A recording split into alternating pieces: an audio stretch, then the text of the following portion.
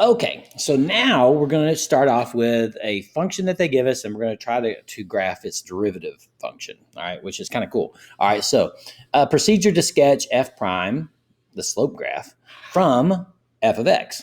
All right, describe how the slope changes from left to right along the curve. Notice the intervals where the slope is positive, negative, and zero. Oh, good, because those things can tell you key points on the other curve. Write down the changes as they occur from left to right on a number line. All right, we'll do that. Notice where the x-intercepts occur. Pay close attention to where the function is above the x-axis and where it is below the x-axis. Okay, so here we go. So we've got this curve right here. And it says, number one, mark the number line above to show the values where g of x changes from increasing to decreasing. At these x values, all right, let's do that first. Okay, all right, so as we're going across here, all right, we have this function is decreasing until we get to about -2. So I'm going to come down here and I'm going to mark. That is not marking it. That is a text box. All right, so here we go. So right here is where it stops decreasing and starts increasing. So before this, all the slope values, all right, and we'll say this was at -2. So at -2, all right. Before that, the slope values were all negative. All right. So this goes. So we're negative, negative, negative. All right. And then, so we're talking about slope values. So over here on this curve, then we should have negative y values to match these negative numbers here, whatever they may be. All right. All right. So then we've got a maximum. Man, it looks like it's at 3.5, I guess. So at 3.5. All right. We had a maximum. And in between those two, the slope values were all positive, positive, positive, positive. It's going uphill, uphill, uphill, and then starts coming back down to a zero slope. All right. So these were all positive, positive, positive, all the way across. All of them were. All of them were. All right. And then check it out afterwards. All right. After we get past this 3.5 or whatever that is, it starts going downhill. So all of these are negative. And what I'm saying is over here on this other graph, then everything I graph here should be negative. Everything I graph there should be positive above the x-axis. And then to the right of 3.5, I should be below the x-axis because those are negative. All right. Now, all right, so let's see. Is there anything that we need to say other than that right now? All right. At those x values, the slope of the curve is 0. All right, so let's go ahead and write that.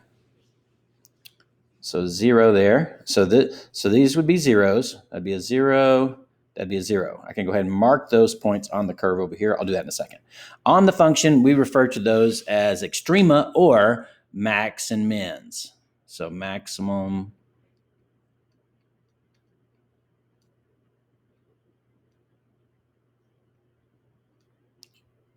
slash minimums. Depends on the situation, of course. All right.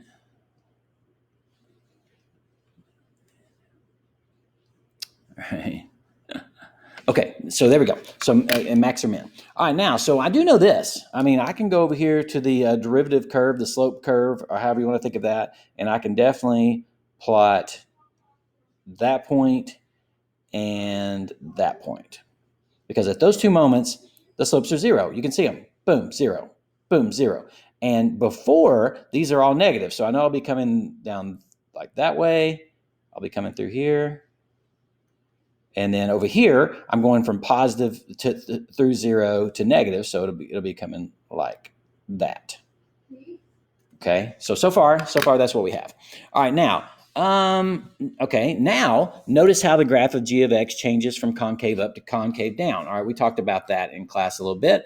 This part definitely could hold water. This part definitely could not hold water. So there's a moment in between where that changes. All right. Let's see what that says. Estimate the x value at where it changes and place this on the number line to the right. You'll see that this will become either a maximum or minimum value of the graph of the derivative, also known as a point of inflection or an inflection point. All right, so let's see then. All right, so if I'm looking over here, we're concave up, man, I don't know, maybe it's about right there. I'm gonna say it's at 0.5.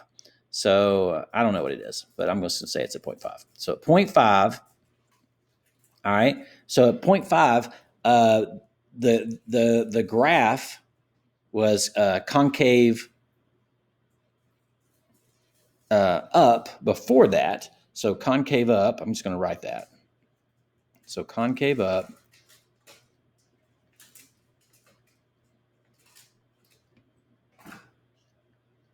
Up, and then afterwards concave down.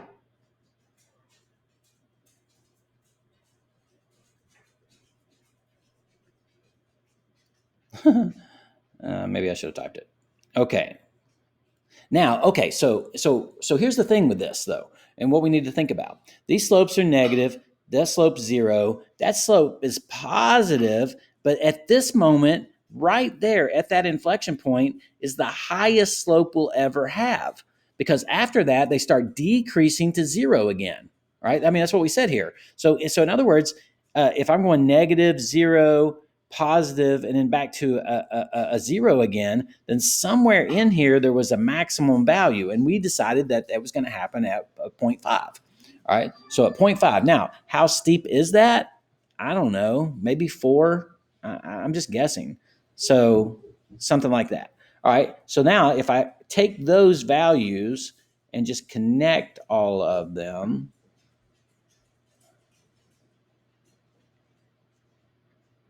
we have something like that. And let's see if that makes sense. My slope values were pretty steep negative here. That should be a negative, a pretty low value. Okay, we're over here. Then they became less and less steep heading towards 0. All right, slope is 0 there, y value 0 there. Then my slopes became positive, but they weren't very big at first. They were like a half and then a 1, right? A half and then 1. And I guessed it got up to 4. I mean, that is a question mark. Oh my gosh. That's just not English at all. All right.